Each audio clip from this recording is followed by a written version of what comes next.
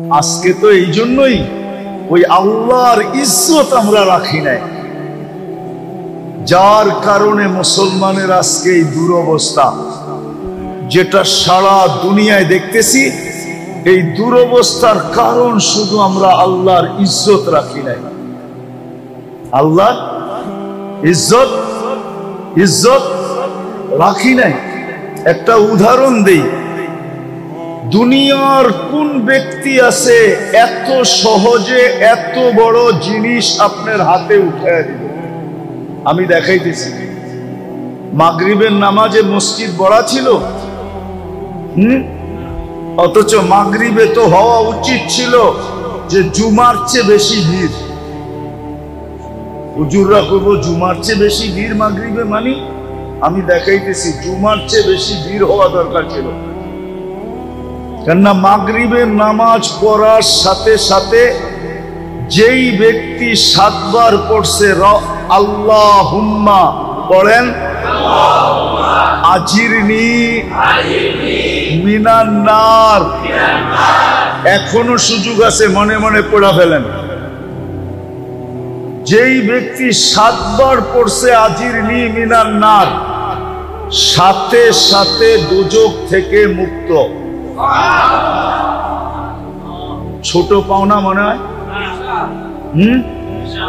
কি দোজখ থেকে মুক্তি। ফজরের 1 মিনিট 1 সেকেন্ড আগেও যদি মারা যায়, সুবে সাদেকের 1 সেকেন্ড আগেও যদি মারা যায়, তো শাহাদতের মৌত মিলবে। দ্বিতীয় কি মিলবে? কি মিলবে? শাহাদাতের মৌত। এই জন্যই তো আমি বলি ওলামারা মনে হয় আমার কথা মানবে না, কিন্তু আমি তো কাগজ লোগো নিয়ে আসি নাই, কিন্তু প্রমাণ দিতে পারি। এই জন্যই আমি বলি যে এই উম্মতের স্বাভাবিক মরার কোনো সুযোগ নাই, যদি সে একটু সতর্ক থাকে। স্বাভাবিক মরার কোনো, স্বাভাবিক বুঝেন, স্বাভাবিক ভাবে মরার কোনো সুযোগ নাই। কেননা এই উম্মত যদি একটু সতর্ক থাকে, যখনই মরবে শাহাদাতের মৌত মরবে। কেন জানেন? এই উম্মতের জন্য শাহাদাতের প্রকার হলো 56টা। কয়টা? কয়টা? আবার বলেন। মনে হুজুর আগ করে রয়েছে যে কয় কি? আমার কাছে দলিল আছে, দরকার হলে নিয়ে যায় আমার কাছে, আমি একবারে কপি করে পাঠিয়ে দিব, কোনো অসুবিধা নেই, প্রমাণ সহ।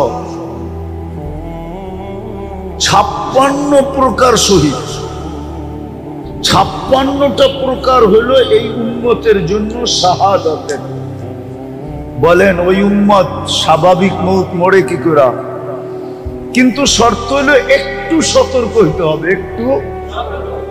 এইরকম যেরকম দেখাইলাম মাগরিবের পরে খালি নামাজটা পড়বো, 7 বার আল্লাহুম্মা আজিরনি মিনান নার পড়ে একটা মুস্কি হাসি দিয়া বাইরে যাব। সবাই যদি বলে হাসি দিলি কেন? কয় কাম কইরা লাইছি, কাম কইরা ফেলছি, কাম হয়ে গেছে, দোজখ থেকে মুক্তি। সুবে সাদেকের 1 সেকেন্ড আগেও মরলে শাহাদাতের মৌত। তৃতীয়, যে শাহাদাতের মৌত মরবে সে যাবে কোথায়? তাইলে জান্নাতের প্রবেশপত্র। এত সহজে এটা দেওয়ার কে দিবে? কিন্তু মাগরিবের নামাজের পরে মাগরিব পড়া 7 বার পড়লে আল্লাহ দেওয়ার জন্য প্রস্তুত। আল্লাহ দেওয়ার জন্য প্রস্তুত। এই জন্যই বলছিলাম মাগরিবে জুমার চেয়ে বেশি ভিড় হওয়ার কথা ছিল। কেননা জুমা পড়লে এরকম কোন ফজিলত, জুমার ফজিলত আছে মানি, কিন্তু যেটা শুনাইলাম এরকম কোন ফজিলত নাই। আছে নাকি? বলো গোলামা, জুমার ফজিলত ভিন্ন, কিন্তু এরকম না যেরকম মাগরিব পড়া 7 বার পড়লে যে ফজিলত বললাম, এরকম না। তাহলে জুমার চেয়ে বেশি ভিড় হওয়ার কথা ছিল কখন? আবার জুমার চেয়ে বেশি ভিড় হওয়ার কথা ছিল ফজরে। ফজরে যে নামাজ পড়বে আর 7 বার পড়বে আজিরনি মিনান নার, আল্লাহুম্মা আজিরনি মিনান নার, যে পড়বে সূর্য ডুবার 1 সেকেন্ড আগে মারা গেলেও শাহাদাতের মউত, জাহান্নামী জান্নাতে ঢুকার প্রবেশপত্র।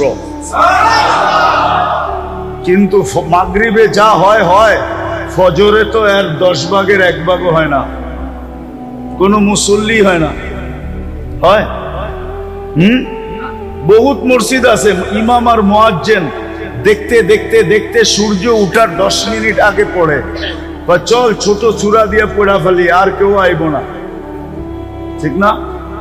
এরমই তো।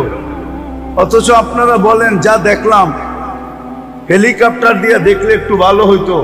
হাইটা দেখছি তো, যেই ঘন বসতি,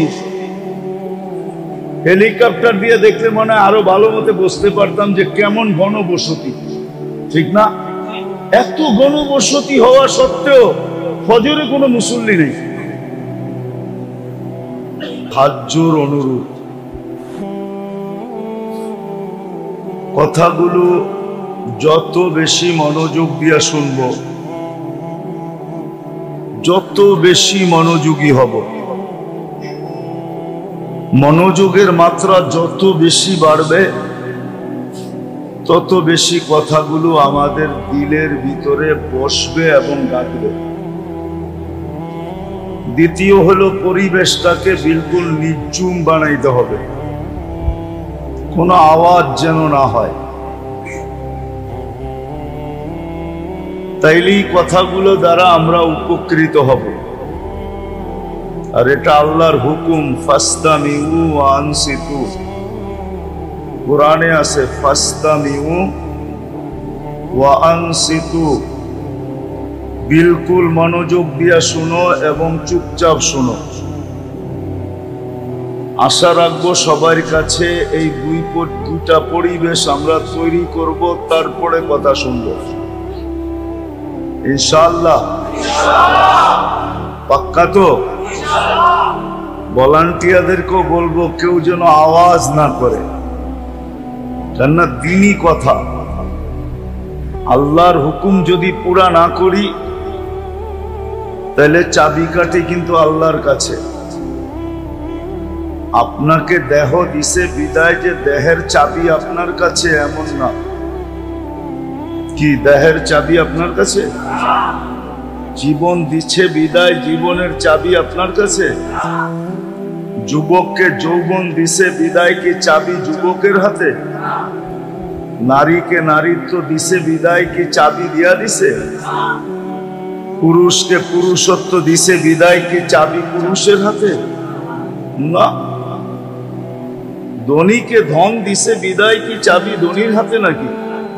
নাইলে এই প্রবাদ বাক্য কেন বলতো, সকাল বেলার ধনীরে তুই ফকির সন্ধ্যা বেলা, নদীর এপার ভাঙ্গে ওপার করে, এই তো নদীর খেলা। এই প্রবাদ বাক্য কোনোদিন হতো না। তাহলে ধনীকে ধন দিছেন বিদায় যে চাবি দিয়া দিছেন এমন না। সম্পত্তি আলাকে সম্পত্তি দিছেন বিদায় যে চাবি দিয়া দিছেন এমন না। এটা ধারণা করলে ভুল হবে। আধিপত্য আলাকে আধিপত্য দিছেন বিদায় যে চাবি দিয়া দিছেন হাতে, এরকম না। চাবি কিন্তু ওনার কাছে, সব চাবি ওনার কাছে। কার কাছে?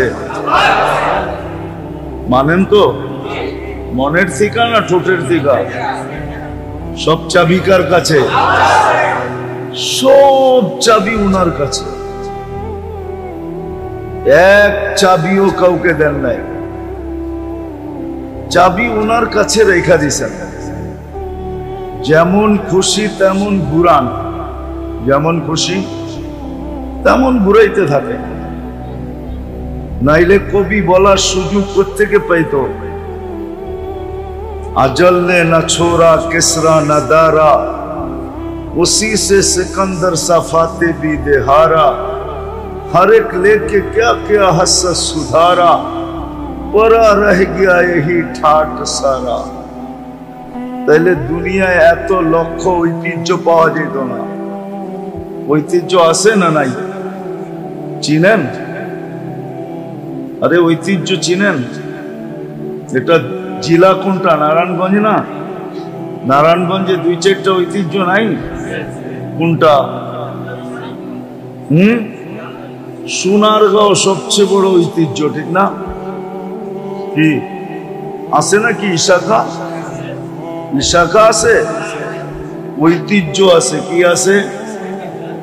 এরকম হাজারো লক্ষ ঐতিহ্য দুনিয়াতে পড়ে আছে। এই জন্যই কবির বলার সুযোগ হয়েছে যে ঐতিহ্য আছে, মালিক নাই। চাবি যদি মালিকের কাছে থাকতো তাহলে কোনোদিন সে যেতে চাইতো না। কি চাইতো? চাবি কার কাছে?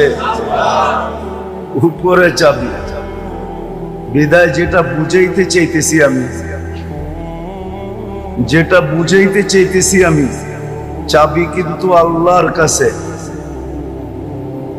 যদি মনোযোগ দিয়া না শুনলাম আর কথাগুলা দিলে যদি না গাঁথলো, তাহলে জীবনের চাবি আমাদের কাছে না, জীবন কিন্তু কেটে যাবে। জীবনটা কেটে যাবে। একদিন আপনি আর আমি মৃত্যুর কোলে ঢলে পড়ব, কিন্তু প্রশ্ন উত্তর জায়গাটা জায়গায় থেকে যাবে। প্রশ্ন উত্তর, জীবন কিন্তু কেটে যাবে। মৃত্যুর কোলে ঢলে পড়ব, জীবন শেষ, কিন্তু প্রশ্ন উত্তর কিন্তু জায়গাটা জায়গায় থেকে যাবে। কেননা এটা অস্তিত্ব কে দিছে? যদি মানেন যে এটা অস্তিত্ব আল্লাহ দিছে, এটাকে সাজাইছে কে? এটা তো সাইজা আসে নাই। মার পেটের থেকে যখন আসছিল তখন বিলকুল সাজাহীন আসছিল, কোনো সাজ নাই। এই জন্যই তো এটাকে শিশু বলে, কি বাচ্চা বলে, ঠিক না? কি বাচ্চা বলে না? শিশু বলে, বাচ্চা বলে, ঠিক না? কোনো সাইজা আসে নাই। সাজাইছে কে? শুধু অস্তিত্ব দেন নাই, সাজাইছেন। শুধু সাজান নাই, যতদিন আছি অতদিন 24 ঘন্টা রক্ষণাবেক্ষণ কে করতেছেন? 24 ঘন্টা রক্ষণাবেক্ষণ কে করেন? 24 ঘন্টা নুন কার খাই? কিন্তু প্রশ্ন করেন নিজেকে যে আমি গুণ কতটুকু গাই। যুবকদেরকে বলি, প্রশ্ন করো নিজেকে যে আল্লাহ যে 24 ঘন্টা আমাকে নুন দেন, নেয়ামত দেন, আর আমি 24 ঘন্টা ভোগ করি, 24 ঘন্টা ভোগ করি। একটা উদাহরণ দিলে বুঝে আসবে কি জানি না। কয়েকদিন আগে না প্রচন্ড গরম ছিল, গায়ে লাগলে মনে হতো আগুন লাগছে, ঠিক না? তাপমাত্রা 50-এর কাছাকাছি চলে গেছে, 40-45 পর্যন্ত চলে গেছে, ঠিক না? সত্য তো? ওই সময় শ্বাস প্রশ্বাস নিচ্ছেন না নেন নাই? হ্যাঁ, কিন্তু শরীরে লাগলে তো মনে হয়তো আগুন লাগছে, ঠিক না? কিন্তু শ্বাস দিয়া ওই গরমটা ভিতরে যাইতে দিছে আল্লাহ না দেয় নাই? হ্যাঁ, যদি যাইতে দিতেন,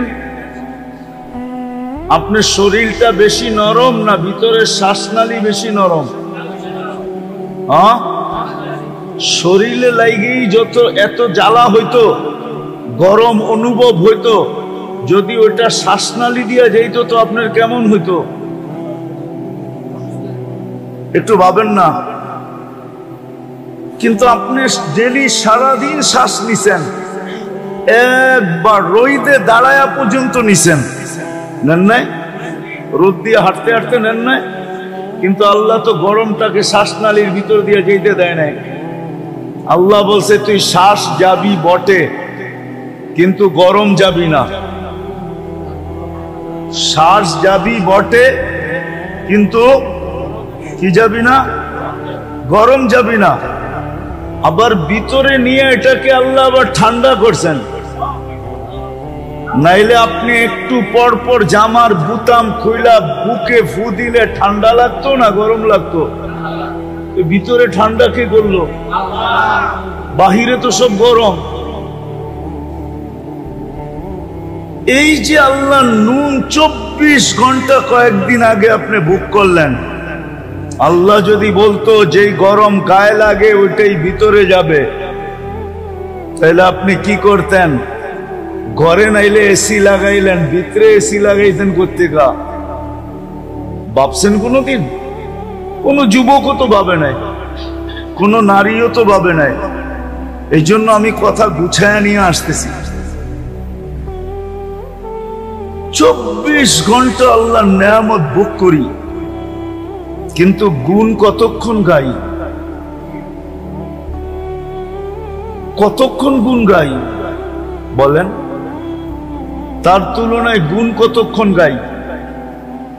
কতবার ডেলি আল্লাহ বলি, কতবার ডেলি আল্লাহকে ডাকি বলেন? চুপ আছেন কেন?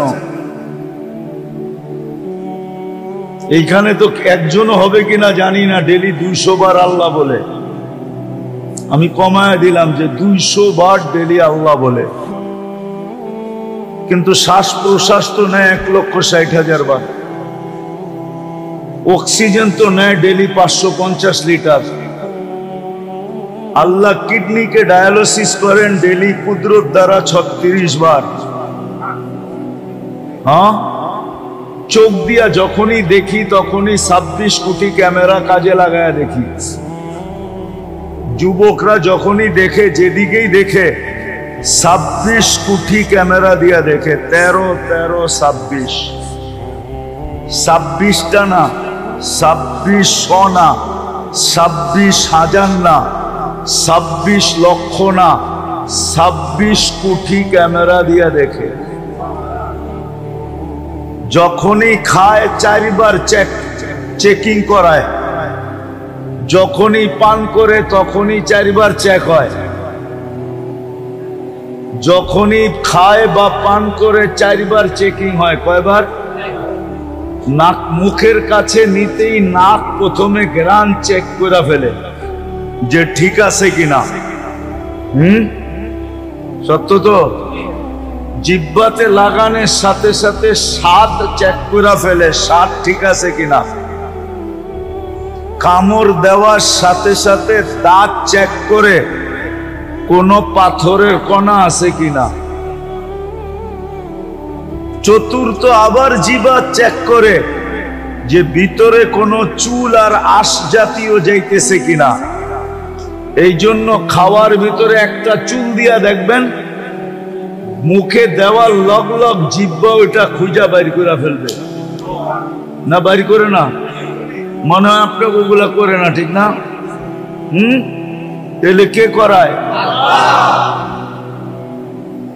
ডেলি নুন কতটুকু খাই, গুণ কতটুকু গাই।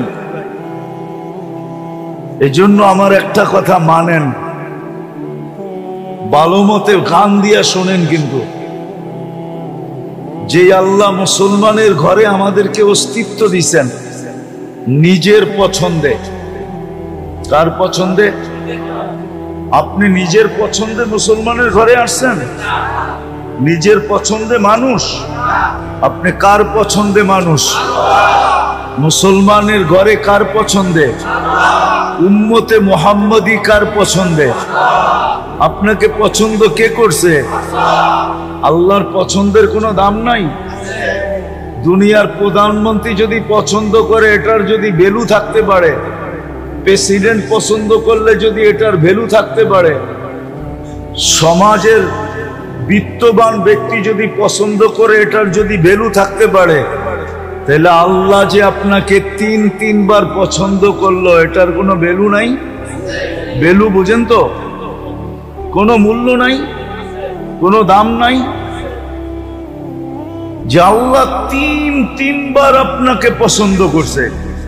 প্রথম মানুষ হিসাবে, দ্বিতীয় মুসলমান হিসাবে, তৃতীয় উম্মতে মুহাম্মাদি হিসাবে। কে পছন্দ করছে? আল্লাহ পছন্দ করছে। কয়বার? তিনবার পছন্দ করছে আপনাকে।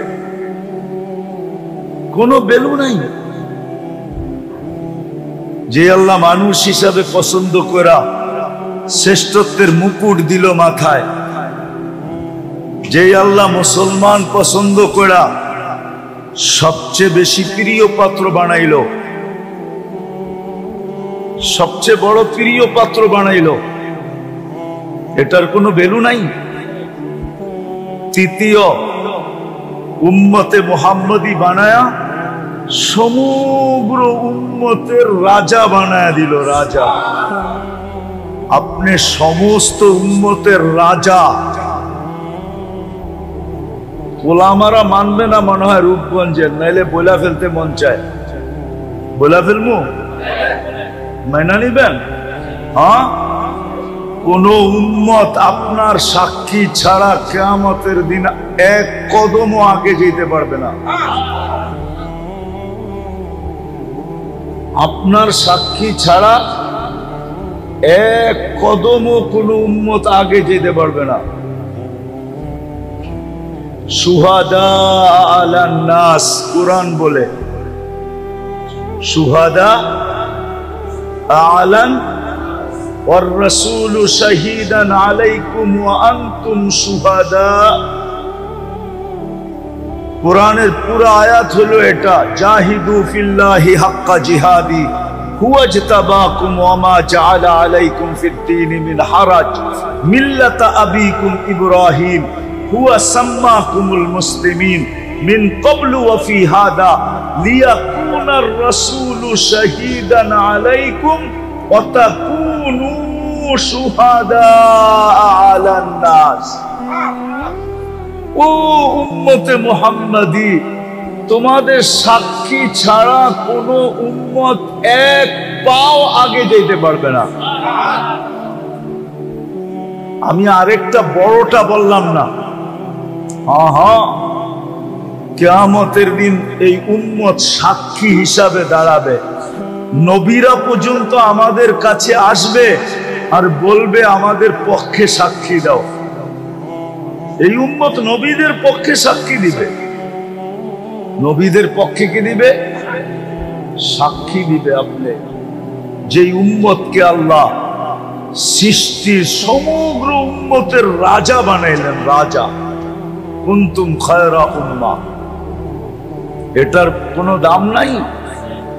বিদায় একটা কথা মনে রাখেন, কথা শেষ জায়গায় চলে আসছে। আমার বিশ্বাস যদি মনোযোগ দিয়ে শোনা থাকেন তাহলে এতটুকুই যথেষ্ট, এতটুকুই যথেষ্ট যে মানুষ পছন্দ করলে যদি লাজ রাখতে হয়, ইজ্জত রাখতে হয়, মানুষ পছন্দ করলে ইজ্জত রাখতে হয় না? হ্যাঁ, মনে করেন আপনার কোনো জিনিস কোনো এক ব্যক্তিত্ব আইসা পছন্দ করলো, তা আপনি কি বলেন? উনি পছন্দ করছে, না করি কেমনে? বলেন না? বলেন না? আপনি কি রাখছেন? তার ইজ্জত রাখছেন, ঠিক না? না রাখেন নাই? এখন আপনি সবাই যে যা বলুক, অনেকজনে 10 কথা বলতে পারে, কিন্তু আপনি বলবেন উনি নিজে আইসা পছন্দ করছে, মুখের উপরে না করি কেমনে? ইজ্জত হানি করি কেমনে, ঠিক না? আরে উদাহরণস্বরূপ আপনার ঘরে আসছে, মেয়ে পছন্দ হয়ে গেছে, বলছে পোলার লেগা নিলাম, কি? কিন্তু আপনি ভাববেন কোথায় হাতি আর কোথায় আমি? কোথায় আমি? কোথায় আমি? মানুষও বলবে এত বড় হাতির লগে সম্পর্ক কইরা তুই সামলাবি কেমনে? কিন্তু আপনি কি বলবেন? পছন্দ করে ফেলছে, মুখের উপরে না করি কেমনে? ইজ্জতের দিকে তাকায় কিছু বলতে পারতেছি না, নাইলে নিজেও তো বুঝি, নিজেও তো বুঝি। যদি দুনিয়ার এটা বোঝেন তো আমার এটা কেন বুঝবেন না? যে যেই আল্লাহ তিনবার আপনাকে পছন্দ করলো, মানুষ হিসাবে, মুসলমান হিসাবে, উম্মতে মুহাম্মদী হিসাবে, শুধু উম্মতে মুহাম্মদী হিসাবে না, সমস্ত উম্মতের রাজা বানায়া, সমস্ত উম্মতের থেকে শ্রেষ্ঠ বানায়া, সমস্ত উম্মতকে আপনি দ্বারস্থ কইরা, দ্বারস্থ বুঝেন? কিয়ামতের দিন আপনার সুপারি, আপনার সাক্ষী ছাড়া এক কদম আগে যেতে পারবে না। জান্নাতে ওই পর্যন্ত যেতে পারবে না যতক্ষণ পর্যন্ত আপনি আর আমি ফিতা না কাটি। ইন্নাল্লাহা হাররামাল জান্নাহ আলাল উমাম, আল্লাহ সব উম্মতের উপরে জান্নাত হারাম করে দিয়েছেন। হাত্তা তাদখুলা উম্মাতা মুহাম্মদ, আমরা যতক্ষণ পর্যন্ত জান্নাতে না যাব, সব উম্মতের উপরে জান্নাত হারাম, কেউ যেতে পারবে না। জানি না ওলামা রাগ হয়ে যাবে কিনা, কোন নবী রাসূল পর্যন্ত যেতে পারবে না যতক্ষণ পর্যন্ত আমরা আমাদের নবীজি সহ না যাব। এত বড় মর্যাদা যে আল্লাহ আপনাকে দিল, আপনি ওনার লাজ ইজ্জত রাখবেন না তো রাখবেন না কেন? আজকে তো এই জন্যই ওই আল্লাহর ইজ্জত আমরা রাখি নাই, যার কারণে মুসলমানের আজকে এই দুরবস্থা, যেটা সারা দুনিয়ায় দেখতেছি। এই দুরবস্থার কারণ শুধু আমরা আল্লাহর ইজ্জত রাখি নাই। আল্লাহ ইজ্জত রাখি নাই। একটা উদাহরণ দেই, দুনিয়ার কোন ব্যক্তি আছে এত সহজে এত বড় জিনিস আপনার হাতে উঠায় দিল? আমি দেখাইতেছি। মাগরিবের নামাজে মসজিদ ভরা ছিল, অথচ মাগরিবে তো হওয়া উচিত ছিল যে জুমার চেয়ে বেশি ভিড়। হুজুররা কইব জুমার চেয়ে বেশি ভিড় মাগরিবে, মানে আমি দেখাইতেছি জুমার চেয়ে বেশি ভিড় হওয়া দরকার ছিল। কেননা মাগরিবের নামাজ পড়ার সাথে সাথে যেই ব্যক্তি 7 বার পড়ছে আল্লাহুম্মা পড়েন, আজিরনি মিনান নার, এখনো সুযোগ আছে, মনে মনে পড়া ফেলেন।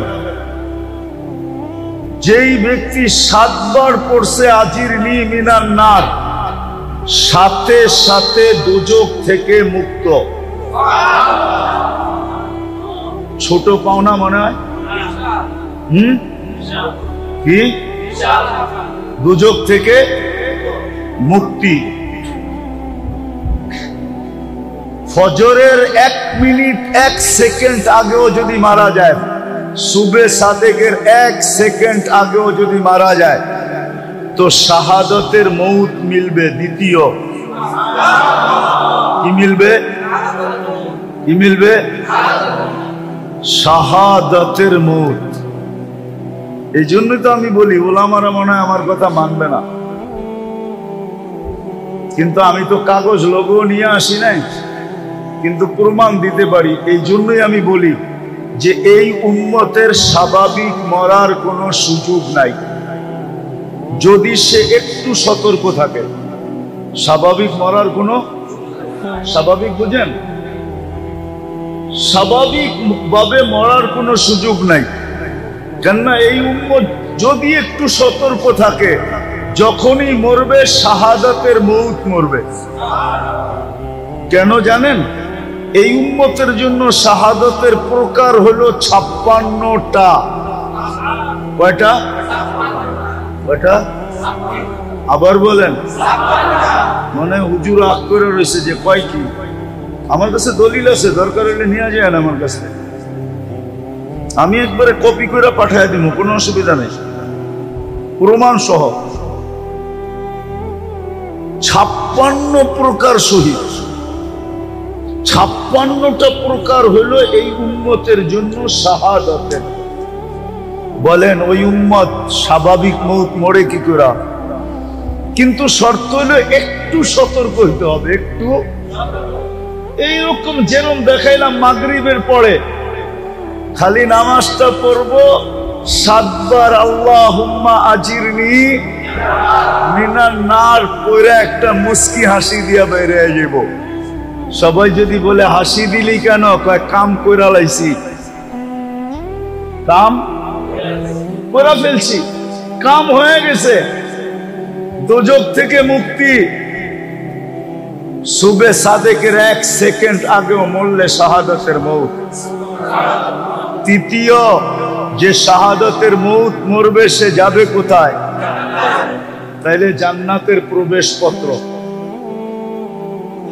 এত সহজে এটা দেওয়ার কে দিবে? কিন্তু মাগরিবের নামাজের পরে মাগরিব পড়া 7 বার করলে আল্লাহ দেওয়ার জন্য প্রস্তুত। আল্লাহ দেওয়ার জন্য প্রস্তুত। এই জন্যই বলছিলাম মাগরিবে জুমার চেয়ে বেশি ভিড় হওয়ার কথা ছিল। কেননা জুমা পড়লে এরকম কোন ফজিলত, জুমার ফজিলত আছে মানি, কিন্তু যেটা শুনাইলাম এরকম কোন ফজিলত নাই। আছে নাকি? বলো গোলামা, জুমার ফজিলত ভিন্ন, কিন্তু এরকম না যেরকম মাগরিব পড়া 7 বার পড়লে যে ফজিলত বললাম, এরকম না। তাহলে জুমার চেয়ে বেশি ভিড় হওয়ার কথা ছিল কখন? আবার জুমার চেয়ে বেশি ভিড় হওয়ার কথা ছিল ফজরে। ফজরে যে নামাজ পড়বে আর 7 বার পড়বে আজিরনি মিনান নার, আল্লাহুম্মা আজিরনি মিনান নার, যে পড়বে সূর্য ডুবার 1 সেকেন্ড আগে মারা গেলেও শাহাদাতের মৌত, জাহান্নামী, জান্নাতে ঢুকার প্রবেশ পত্র। কিন্তু মাগরিবে যা হয় হয়, ফজরে তো এর 10 ভাগের 1 ভাগও হয় না, কোনো মুসল্লি হয় না। হয়? বহুত মসজিদ আছে ইমাম আর মুয়াজ্জিন দেখতে দেখতে দেখতে সূর্য উঠার 10 মিনিট আগে পড়ে, বা চল ছোট চূড়া দিয়ে পড়া ফেলি, আর কেউ আইব না, ঠিক না? এরমই তো। অথচ আপনারা বলেন যা দেখলাম, হেলিকপ্টার দিয়ে দেখলে একটু ভালো হইতো, হাইটা দেখছি তো যেই ঘন বসতি,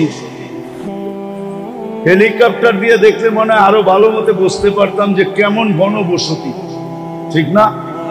এত ঘন বসতি হওয়া সত্ত্বেও ফজরে কোনো মুসল্লি নেই, ফজরে কোনো মুসল্লি নাই। অথচ আল্লাহ ঘুমের থেকে উঠাইতেছে এই কথা বইলা, খায়রুম মিনান নাওম, ঘুমায় আর কি মিলবে তোর, আয় আমি কি দিতে চাই, আয়। ঘুমায় আর কি মিলবে, আমি কি দিতে চাই, দেখ, আয়। তাহলে ফজরে উঠছে পড়া ভিড় থাকা দরকার ছিল, জুমার চেয়ে বেশি ভিড় হওয়া দরকার ছিল, আসরেও জুমার চেয়ে বেশি ভিড় হওয়ার দরকার ছিল। কেননা হাদিসে আছে মান সাল্লাল বারদাইন দাখালাল জান্নাহ, যে ফজর আর আসর পড়লো সে যেন জান্নাতেই আছে, সে যেন জান্নাতেই, জান্নাত অবধারিত। অথচ আল্লাহ দিতে চায়। তো মেরে দোস্ত, আজকে যে আমাদের দুরবস্থা, শুধু আল্লাহর ইজ্জত না রাখার কারণে। আমরা মানুষের ইজ্জত তো রাখলাম, আল্লাহর ইজ্জত রাখলাম না। বিদায় আসল কথায় আসি, যাকে আল্লাহ মানুষ হিসাবে অস্তিত্ব দিছেন, মুসলমান হিসাবে অস্তিত্ব দিছেন, উম্মতে মুহাম্মদী বানাইছেন, লেখা নেন, বোঝেন আর না বোঝেন, মানেন আর না মানেন, এটা লেখা নেন, ওর জন্য ইসলাম ছাড়া, দিন ছাড়া বিকল্প কোনো রাস্তা নাই। ওই যুবকের জন্য দিন ছাড়া কোনো বিকল্প রাস্তা নাই। না যুবক, না বৃদ্ধ, না নারী, না পুরুষ, না ধনী, না গরিব, না শাসক, না শাসিত, কারো জন্য দিন ছাড়া বিকল্প কোনো রাস্তা, বিকল্প কোনো রাস্তা নাই। লেখা রাখেন আমার কথা, বিকল্প কোনো রাস্তা নাই, বিকল্প কোনো রাস্তা নাই, বিকল্প রাস্তা নাই। যদি আপনি এইখানেও সুখে থাকতে চান, ওইখানেও সুখে থাকতে চান, এই দুটা শব্দ যোগ করে নিতে হবে। দিন ছাড়া বিকল্প কোনো রাস্তা নাই।